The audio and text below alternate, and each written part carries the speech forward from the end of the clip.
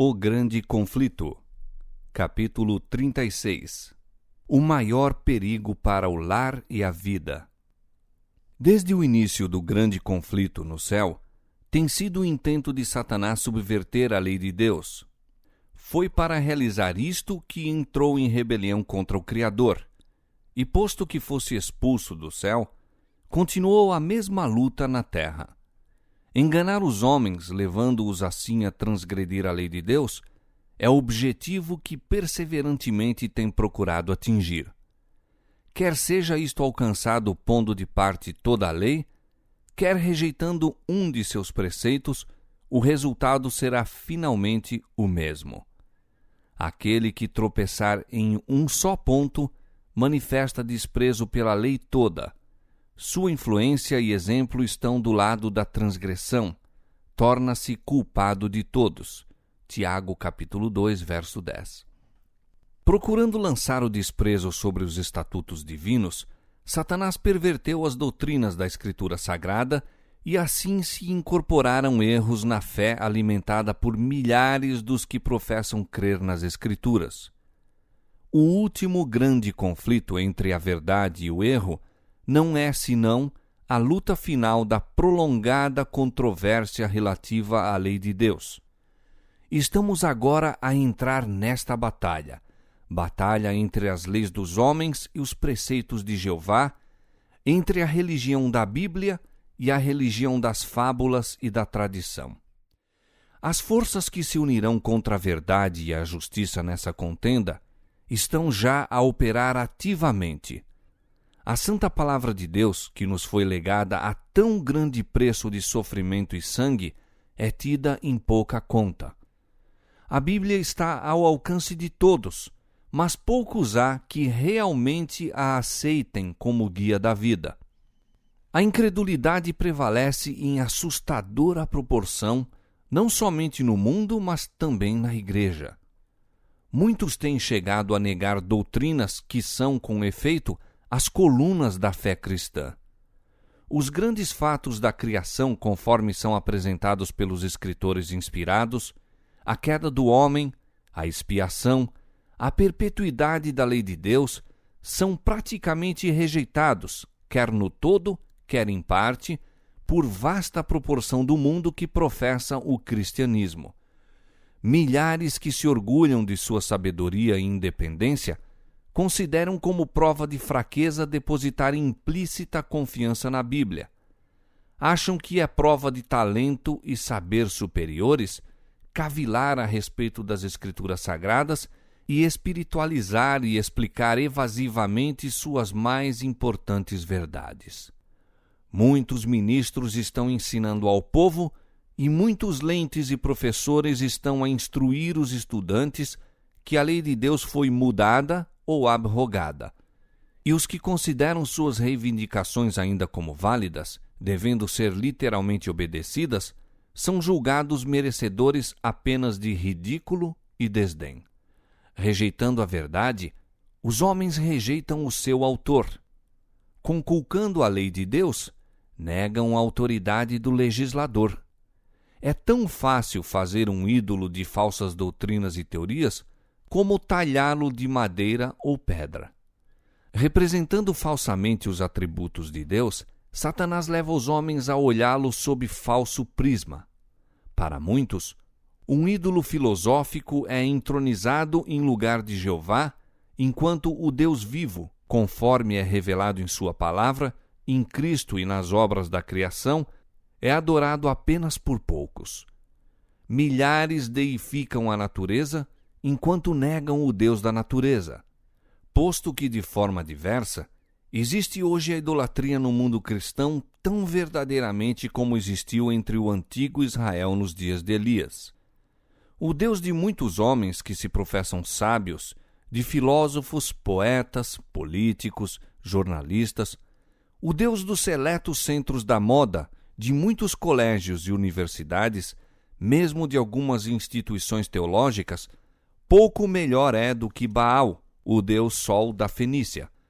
Nenhum erro aceito pelo mundo cristão fere mais audaciosamente a autoridade do céu, nenhum se opõe mais diretamente aos ditames da razão, nenhum é mais pernicioso em seus resultados do que a doutrina moderna, que tão rapidamente ganha terreno, de que a lei de Deus não mais vigora para os homens. Toda nação tem suas leis que impõem respeito e obediência. Nenhum governo poderia existir sem elas. E pode-se conceber que o Criador dos céus e da terra não tenha lei para governar os seres que fez? Suponde que clérigos preeminentes estivessem a ensinar publicamente que os estatutos que governam seu país e protegem os direitos de seus cidadãos não são obrigatórios, que cerceiam a liberdade do povo e, portanto, não devem ser obedecidos. Quanto tempo seriam tolerados esses homens no púlpito? É, porém, ofensa mais grave desatender às leis dos estados e nações do que pisar os preceitos divinos que são o fundamento de todo o governo? Seria muito mais razoável que nações abolissem seus estatutos e permitissem ao povo fazer o que lhe aprovesse, do que o governador do universo anular sua lei e deixar o mundo sem uma norma para condenar o culpado ou justificar o obediente. Qual seria o resultado de abolir a lei de Deus? A experiência já foi feita. Terríveis foram as cenas perpetradas na França quando o ateísmo se tornou o poder dirigente. Demonstrou-se então ao mundo que sacudir as restrições estabelecidas por Deus corresponde a aceitar o governo do mais cruel dos tiranos. Quando a norma da justiça é posta de lado, abre-se o caminho ao príncipe do mal para estabelecer seu poder na terra. Quando quer que os preceitos divinos sejam rejeitados, o pecado deixa de parecer repelente ou a justiça desejável. Os que se recusam a sujeitar-se ao governo de Deus são de todo inaptos para se governarem a si próprios. Mediante seus perniciosos ensinos, implanta-se o espírito de rebeldia no coração das crianças e jovens, por natureza adversos à disciplina, tendo isso como resultado a ilegalidade e desregramento na sociedade. Ao mesmo tempo em que escarnecem da credulidade dos que obedecem aos preceitos de Deus, as multidões avidamente aceitam os enganos de Satanás, dão rédeas à concupiscência e praticam os pecados que atrairiam juízo sobre os ímpios.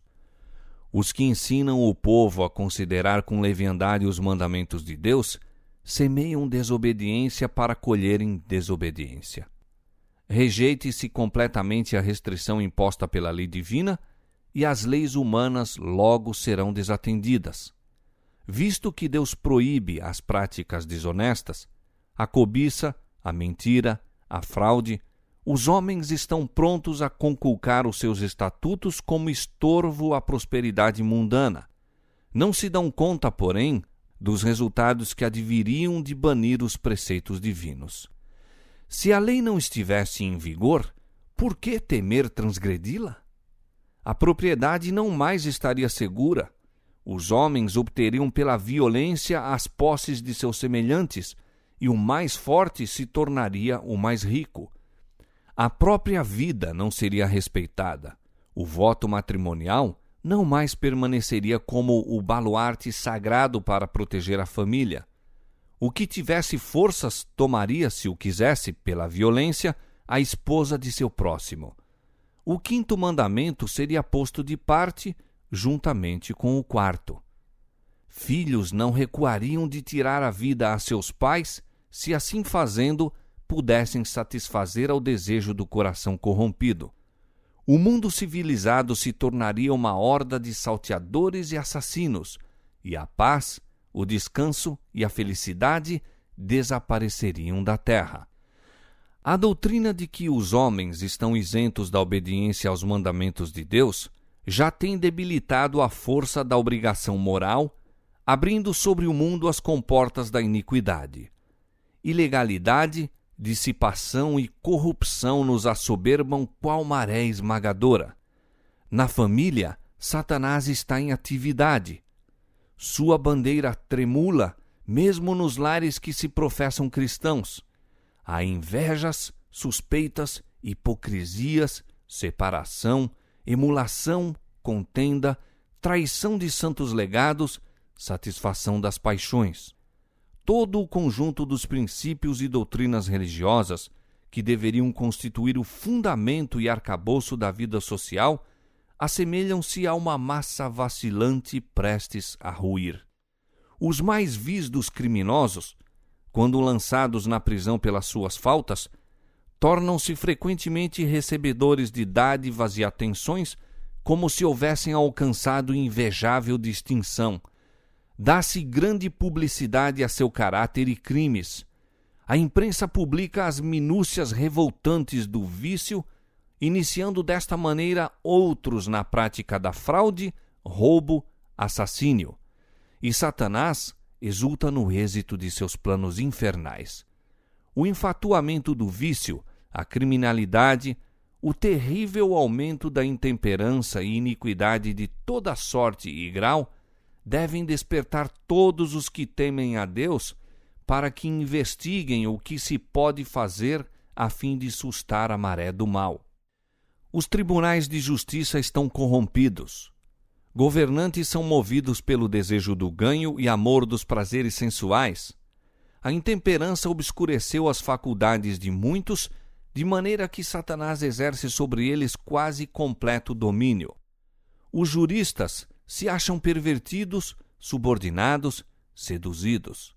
A embriaguez e a orgia, a paixão, a inveja, a desonestidade de toda espécie estão representadas entre os que administram as leis. A justiça se pôs longe, porque a verdade anda tropeçando pelas ruas e a equidade não pode entrar. Isaías capítulo 59, 14. A iniquidade e trevas espirituais que prevaleceram sob a supremacia de Roma foram resultado inevitável da supressão das Escrituras. Onde, porém, se deve encontrar a causa da generalizada incredulidade, da rejeição da lei de Deus e consequente corrupção sob o amplo fulgor da luz evangélica numa época de liberdade religiosa? Agora que Satanás não mais pode conservar o mundo sob seu domínio, privando-o das Escrituras, recorre a outros meios para realizar o mesmo objetivo. Destruir a fé na Bíblia serve tão bem a seu propósito como o destruir a própria Bíblia.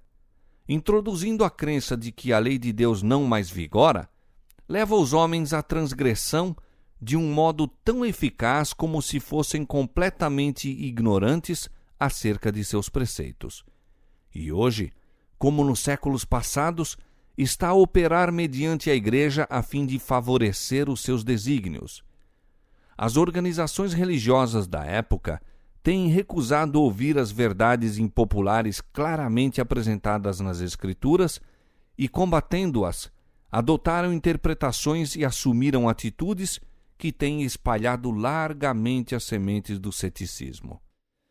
Apegando-se ao erro papal da imortalidade natural e consciência do homem na morte, rejeitaram a única defesa contra os enganos do Espiritismo. A doutrina do tormento eterno tem levado muitos a descrer da Escritura Sagrada.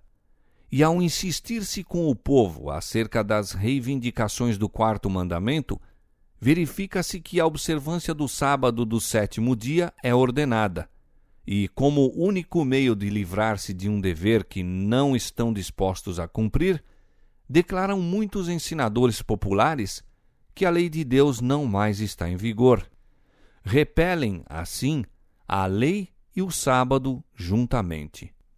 À medida que se estende a obra da reforma do sábado, esta rejeição da lei divina para evitar as reivindicações do quarto mandamento se tornará quase universal. Os ensinos dos dirigentes religiosos abriram a porta à incredulidade, ao espiritismo e ao desdém para com a santa lei de Deus. E sobre esses dirigentes repousa a terrível responsabilidade pela iniquidade que existe no mundo cristão. Todavia, esta mesma classe apresenta a alegação de que a corrupção que rapidamente se alastra é atribuível em grande parte à profanação do descanso